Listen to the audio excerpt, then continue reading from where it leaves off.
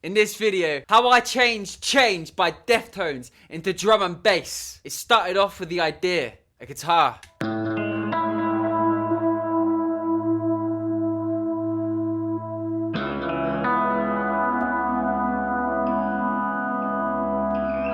when I record the guitar, I record it in a way that is one to the left, one to the right, and one going through the middle. And I do that by having one take. I play the loop, I play it 3 times, and I cut it, and then I make it unique. So this one's going through the left, this one's going through the right, and this one's going straight through the middle. You do have to be careful with that middle one because it might take up some vocals later on down the line if you do add vocals to it. And then once I sort of had that, I like to really expand on the idea, and this is what step 2 is, which is building the idea. I added in this reverse guitar.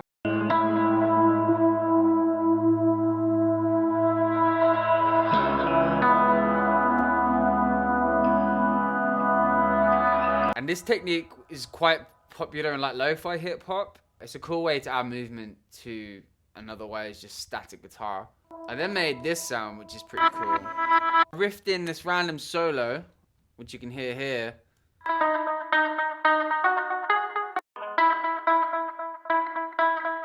What I ended up doing was stretching it, or shrinking it, so it sounded quicker.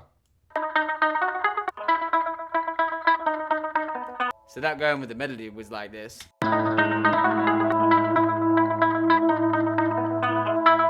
still doesn't sound very good, but then I reversed it.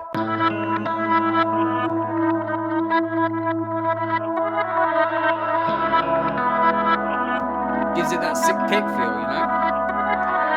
There are all the elements of the guitar, and then I kept building on the idea. I added this pad.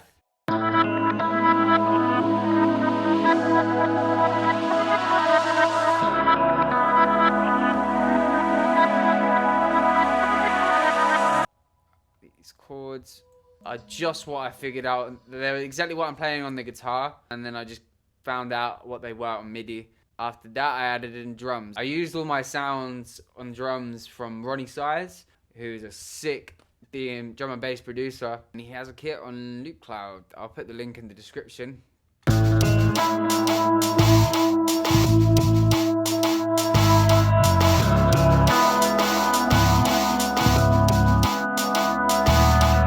So that was that with the bass as well. The thing I like about the sample is it had that Deftones sort of sound to it. So that's what's really important when you're producing music is sound selection.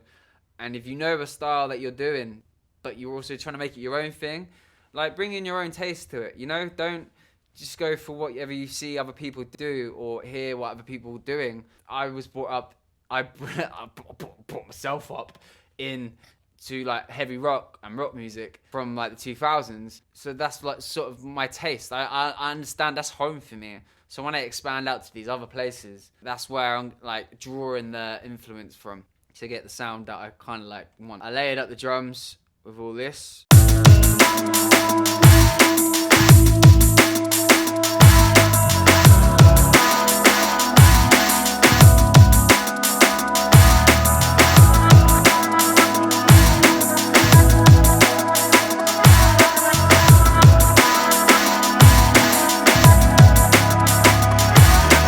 And the original demo that I made for this song basically led off into this second section, which is where I then had the lead vocal come in. And this is where I sort of had the idea like I would actually make this a cover as opposed to just a remix. I watched the change in you. It's like you never had wings. Now you feel so alive. I watched you change. And that whole bit is like a section leading up to like the next part of it. If you're liking this video, by the way, make sure you give this video a like. And make sure that you subscribe to the channel. I want to hit 1,000 subs this year. Also, everything that I'm talking about in this video, this whole project, you can get now link us in the description for a very cheap price. So that's sort of like the main loop of the song. And I know it was leading up to a build, and it's all based around the guitar. That's what you got to realize, is that all this extra stuff, it might seem complicated, but once you dissect it down, it really is just the guitar. And it's like the vocals over the top of it really help build it along, especially the beginning part of it. I watched you change. Without the vocals, so it's good. Don't get me wrong, it's chill, but it doesn't make as much sense as it does when you add in the vocals. You're fine. That's why when you're like making songs, you can probably get caught up too much in the instrumental and maybe not think, oh, it's not going anywhere. But when you add vocals, sometimes really helps move the song along, you know, it really does. And then we get on to the bass section of the song. I took you home. You on the glass.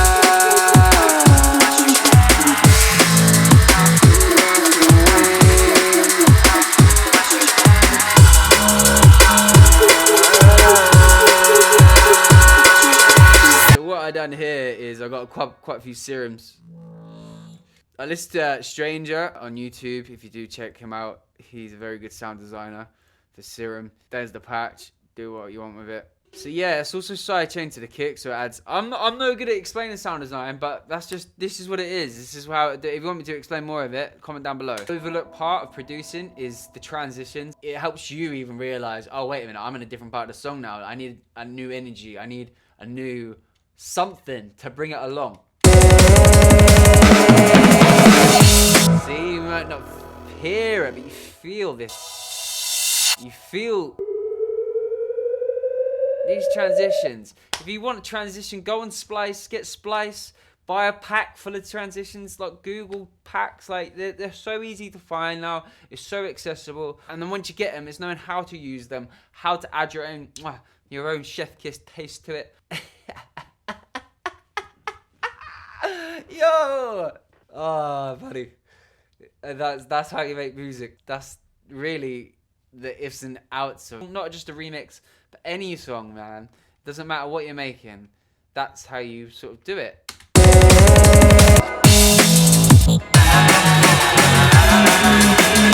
See, this whole next section, it's the same section, it's just not as much going on. There's a filter on the drums.